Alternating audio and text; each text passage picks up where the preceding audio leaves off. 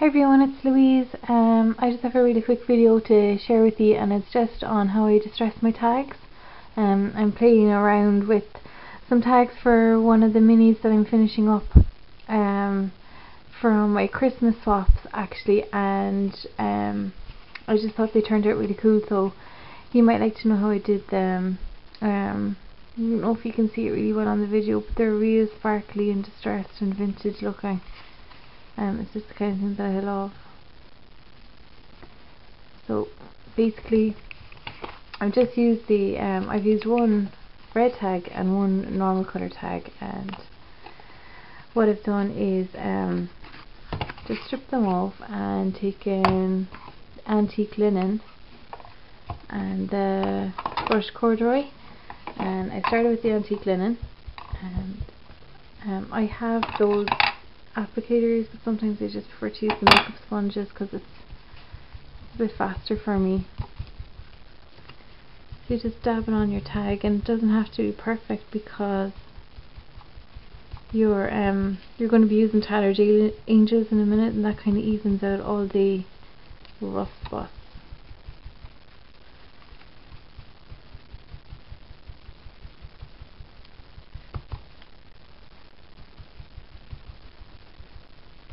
Okay, so that's your antique linen, and the brushed corduroy then.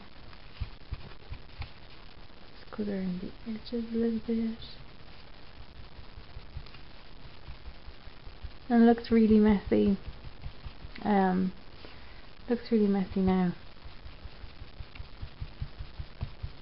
But wait. That's it. You don't even need to be very good with the distress inks because it doesn't matter, which is what I like about it, because sometimes you never know when to stop with distress inks. Then I'm taking my Tyler J Angels, and for this tag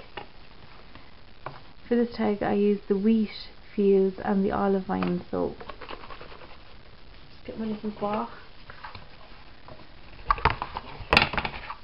and shove it in there. Give it a good spray. And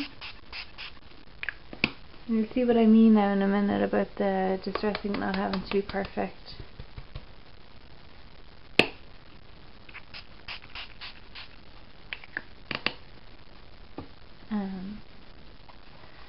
You can take that out and pop it in there. And I love working with kitchen towels. I use it instead of a non-stick craft mat, so works the best. If you're going to use your heat tool, sorry.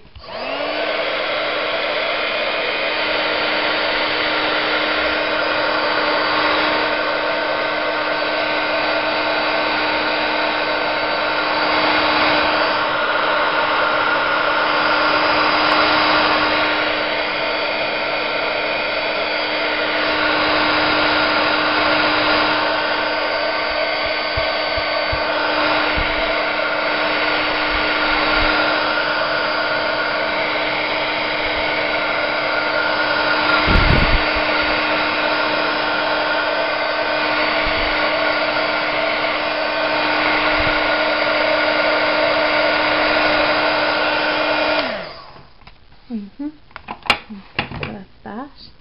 And then just take your brushed corduroy again and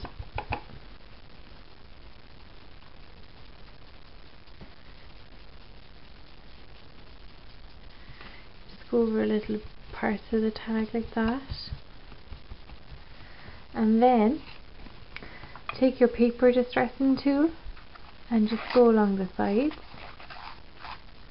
And this way you have to make sure that your tag is completely dry with the heat tool first, otherwise it'll just tear.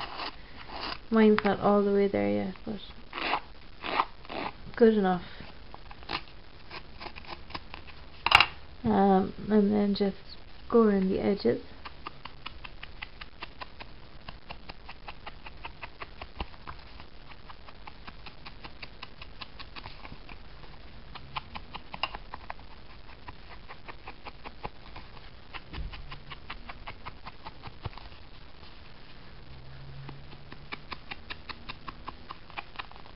And that's it. That's the base. Now you can layer up your colour a little bit better than I have. See if I can get some better light on that there. So you can layer up your colour a little bit better, but it's really grungy and vintagey looking, and it works with a variety of colours. For this red one, I just used the Wheat Fields again, but I used the Red Velvet Glimmer Mist on top of that, and the same colours, the base is the same. It's still the brushed corduroy and the antique linen, but you could play around with your distress inks, and you can play around with your Tattered Angels, and it's ready for stamping. So that's it, you guys. Really fast. It's super simple, and I hope you give it a try. Okay, thanks for watching.